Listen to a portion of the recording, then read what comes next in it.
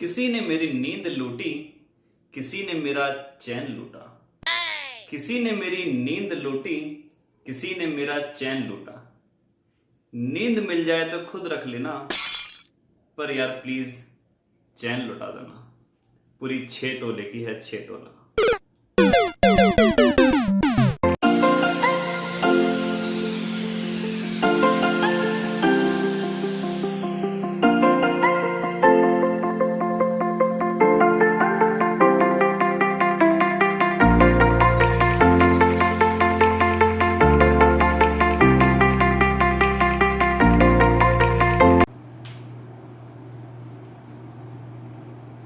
Good morning India.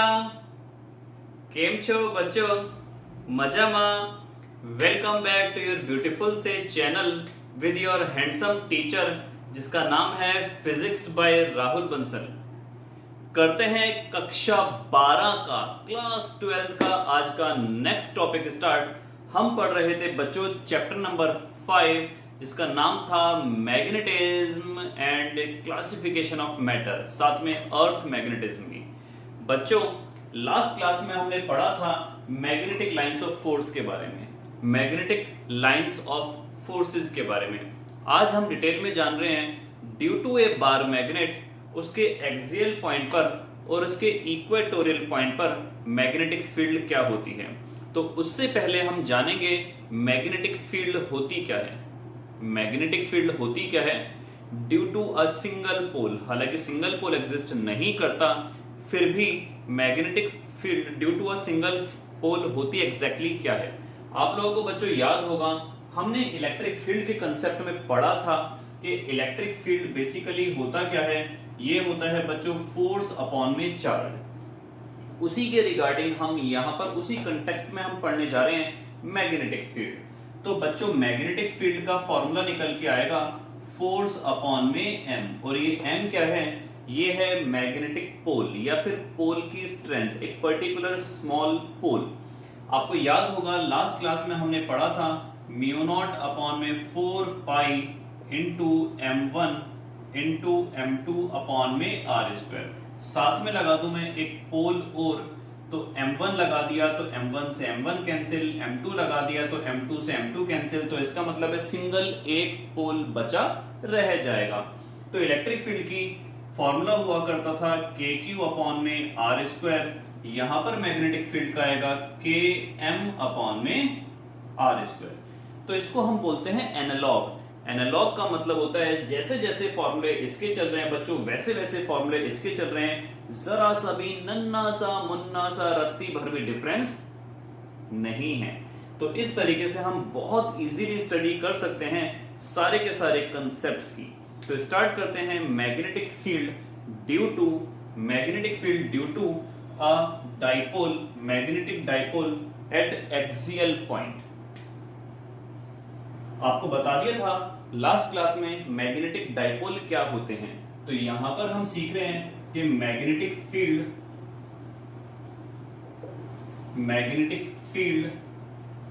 Eight axial point, axial point पर बच्चों क्या होती है आपकी मैग्नेटिक फील्ड, यहां पर हम ये डिस्कस करना चाहते हैं। तो देखिए बच्चों सबसे पहले अगर बात करूं, ये हो गया मेरे पास एक मैग्नेट। क्या हो गया बच्चों? एक मैग्नेट।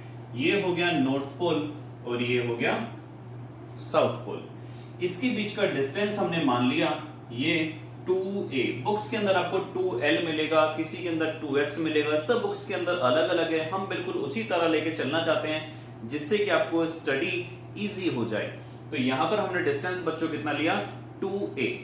सेंटर से जिस पॉइंट पर आप मैग्नेटिक फील्ड निकालना चाहते हो इस पॉइंट को P मान लिया। तो सेंटर से बच्चों यहां तक का डिस्टेंस हो गया r, और इस पोल से यहां तक का बच्चों डिस्टेंस हो गया r माइनस a, क्योंकि ये डिस्टेंस माना जाएगा a। और यहां से लेकर बच्चों यहां तक का डिस्टेंस हो जाएगा r प्लस a। तो इसका मतलब क्या हुआ कि नॉर्थ पोल की मैग्नेटिक फील्ड जाएगी और साउथ पोल की मैग्नेटिक फील्ड आएगी।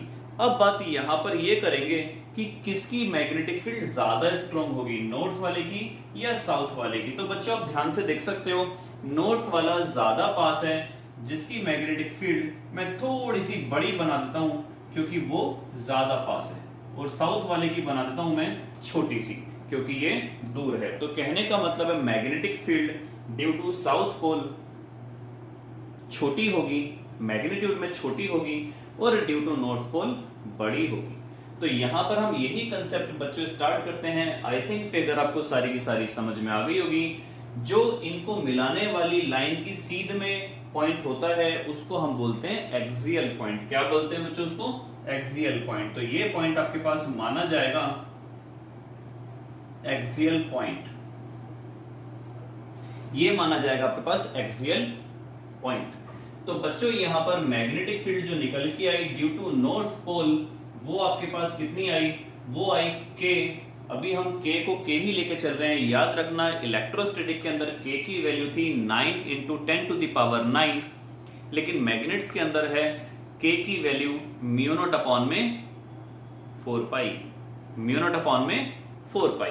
तो यहां पर हमने लिया के, चार्ज की जगह हम लेंगे पोल स्ट्रेंथ, दोनों की पोल स्ट्रेंथ सेम होगी तो के एम अपॉन में इसका डिस्टेंस यहां से यहां तक है r-a, तो ये बन जाएगा बच्चों r-a का होल स्क्वायर।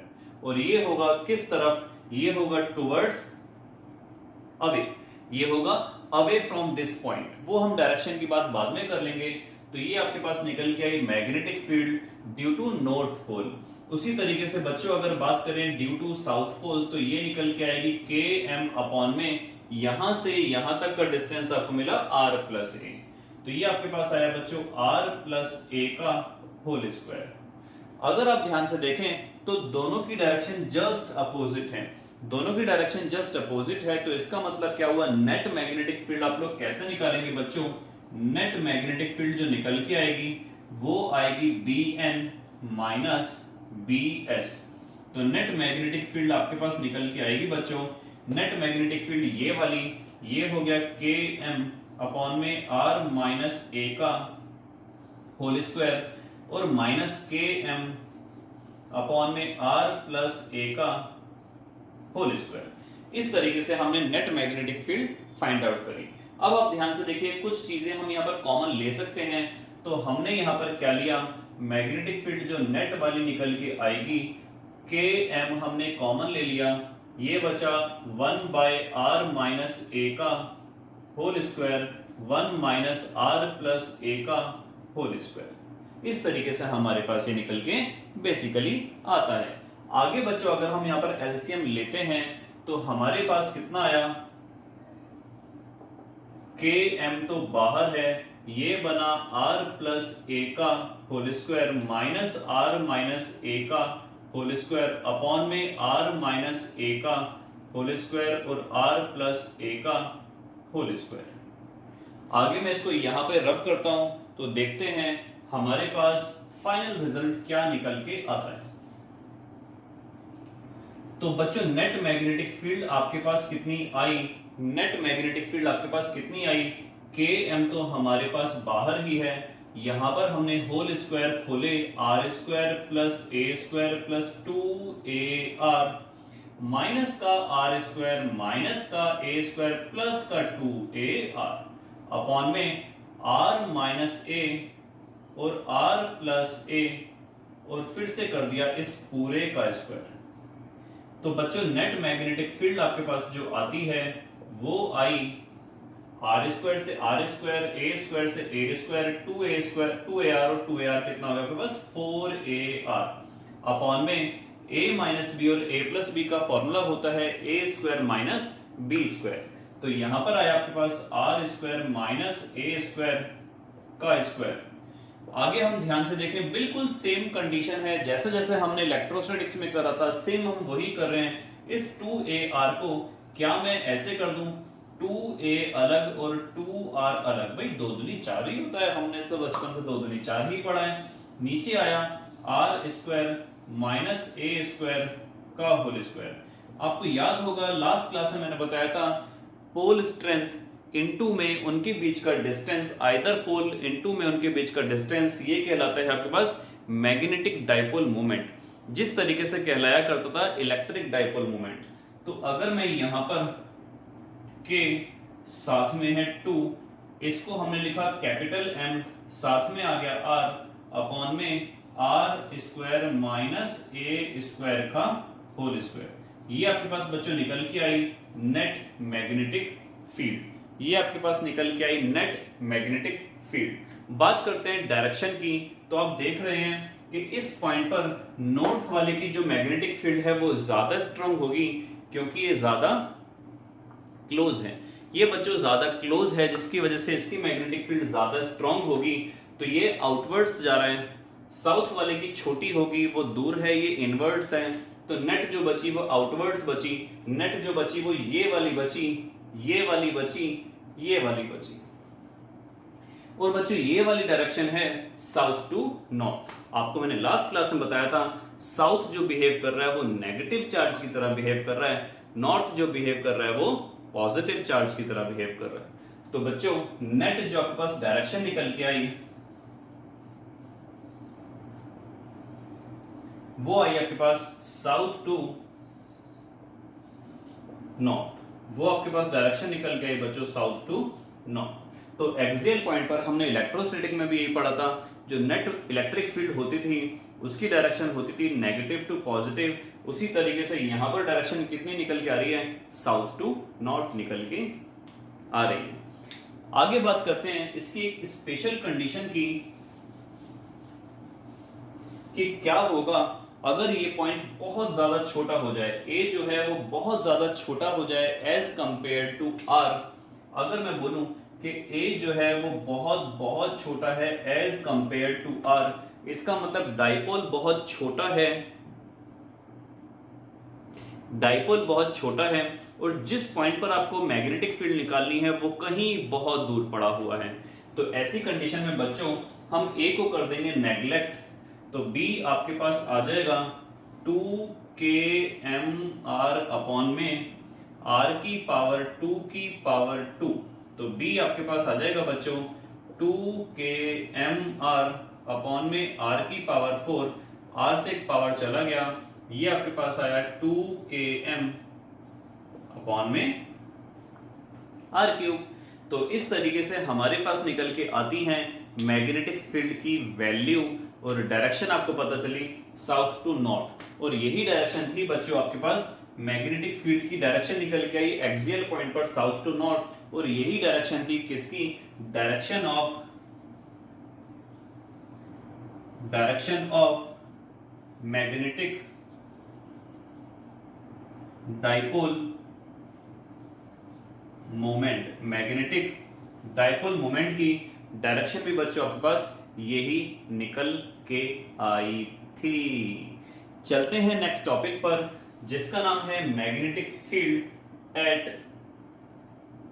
सही पकड़े हैं, magnetic field at equatorial point. बच्चों नहीं, magnetic field at equatorial point, बच्चों नहीं, गलत बात।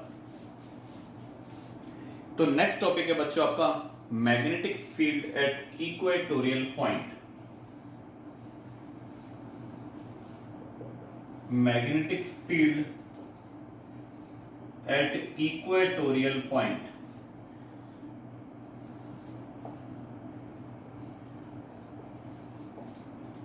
Magnetic field at equatorial point. देखिए बच्चों, मैग्नेटिक फील्ड जो हमारे पास इक्वेटोरियल पॉइंट है उसके लिए पहले हम एक फिगर देखते हैं, अच्छी सी, साफ सी, सुथरी सी, प्यारी सी, नन्ही सी, मुन्नी सी, दुलारी सी। ये हो गया बच्चों आपके पास एक मैग्नेट, ये हो गया आपके पास नॉर्थ पोल, और ये हो गया आपके पास साउथ पोल। ये हो गया इसका मिड पॉइंट, ये डिस्टेंस हो गया इसका 2a। यहां पर आपको निकालनी है मैग्नेटिक फील्ड, ये कतई लंबा सा हो गया तो हम इसको नीचे लिख देते हैं इक्वेटोरियल पॉइंट।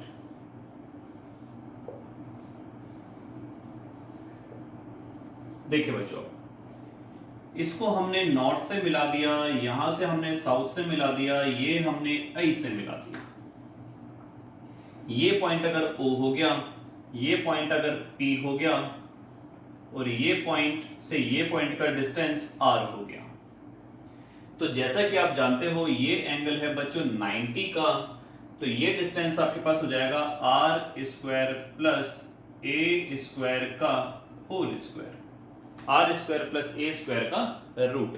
पाइथागोरस थ्योरम से अगर हम निकालते हैं तो ये हो गया R, ये हो गया A, और ये आएगा R square plus A square पे अंडर रूट। नॉर्थ की मैग्नेटिक फील्ड जाती है, नॉर्थ से मैग्नेटिक फील्ड लाइंस निकलती हैं, नॉर्थ से मैग्नेटिक फील्ड लाइंस निकलती हैं, साउथ से मैग्नेटिक फील्ड लाइंस एंट्री करती हैं। इसकी बात हम बाद में करेंगे, पहले इसको हम दो पार्ट में रिजॉल्व करते हैं, एक ये वाला पार्ट और एक ये वाला पार्ट और एक ये वाला पार्ट। इस तरीके से बच्चों हमने इनको रिजॉल्व कर लिया।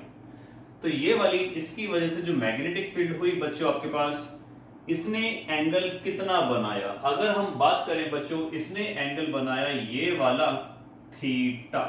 कितना बनाया बच्चों इसने एंगल? थीटा। कितना बनाया एंगल? थीटा। तो बच्चों इसने एंगल बनाया थीटा, और इसकी वैल्यू है, सपोज करो आपके पास B north due to north pole, इसकी वैल्यू है बी नॉर्थ। तो आपको मैंने 11th क्लास में भी बता रखा है और पहले भी कई बार बता रखा है कि जिसके साथ एंगल बनेगा वो होगा cos थीटा। तो बच्चों ये वाला पार्ट आया आपके पास बी एन cos थीटा, और ये आपको मिला बी एन sin थीटा। उसी तरीके से बच्चों साउथ की वजह से मैग्नेटिक फील्ड एंट्री करेगी, इसको फिर से दो कंपोनेंट में हम ब्रेक करेंगे, एक नीचे की तरफ और ये यहां की तरफ। इसने एंगल बनाया ये वाला थीटा, क्योंकि ये दोनों भी आपके पास सेम एंगल होंगे। ये ट्राइंगल बन रहा है आइसोसेल्स ट्राइंगल, ये अगर थीटा है तो आप ध्यान से देख सकते हो कोरस्पॉन्डिंग एंगल ये थीटा है, तो ये भी थीटा, ये थीटा है, तो ये वाला भी आपके पास क्या मिला? थीटा मिला।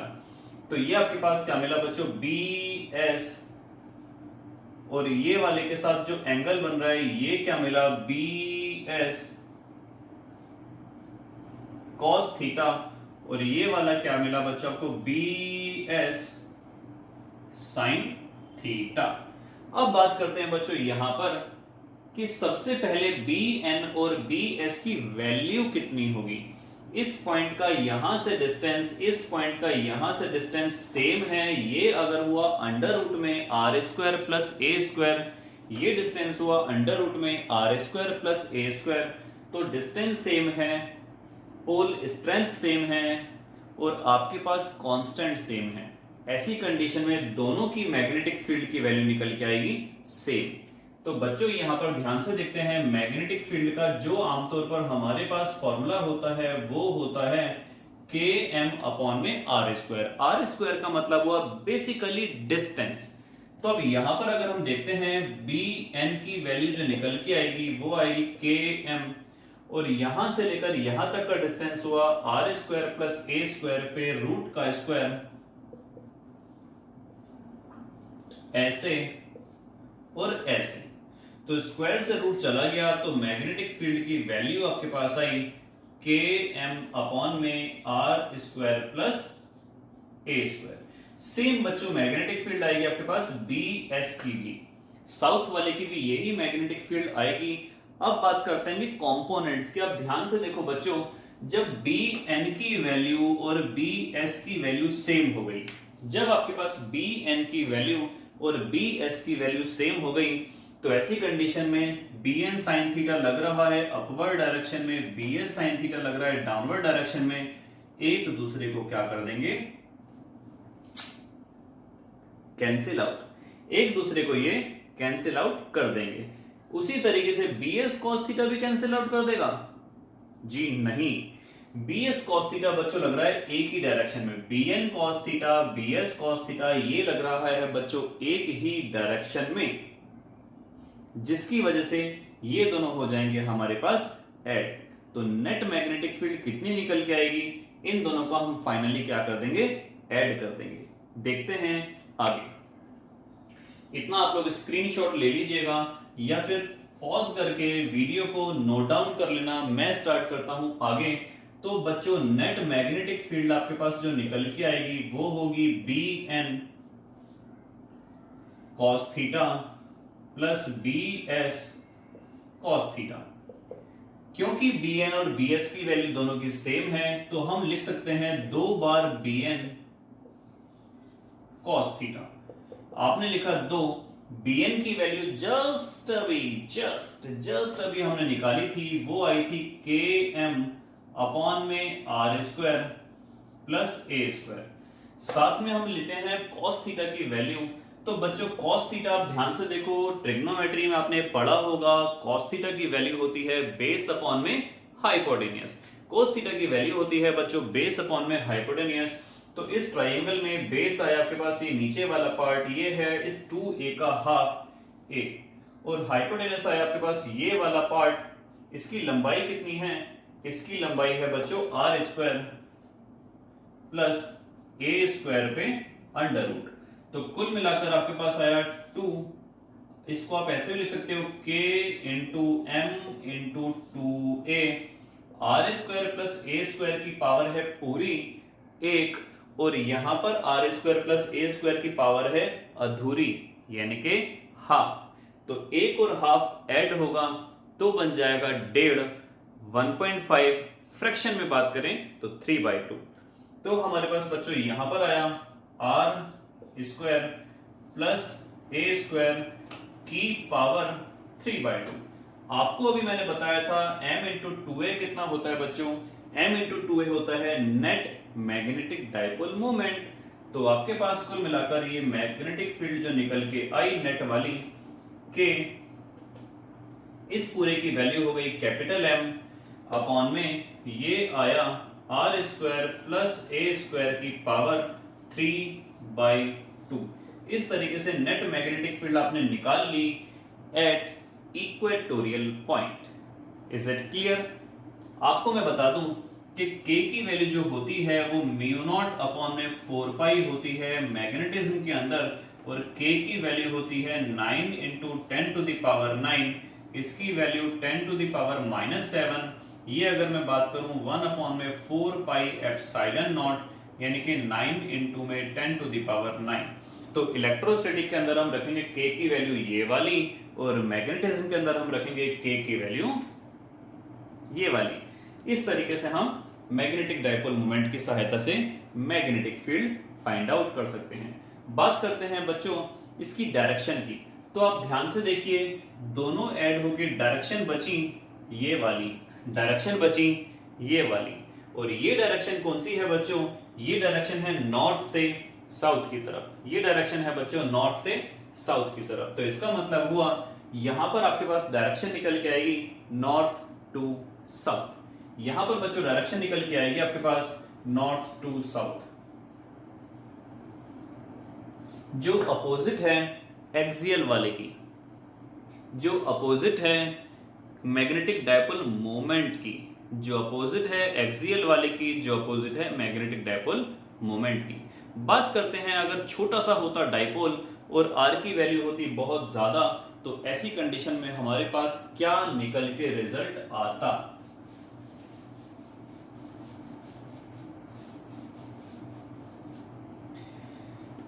बात करते हैं बच्चों, अगर ये डाइपोल होता बहुत छोटा सा, तो ऐसी कंडीशन में हमारे पास अभी जो रिजल्ट निकल के आया था वो था आपके पास km अपॉन में R square plus A square की पावर 3/2।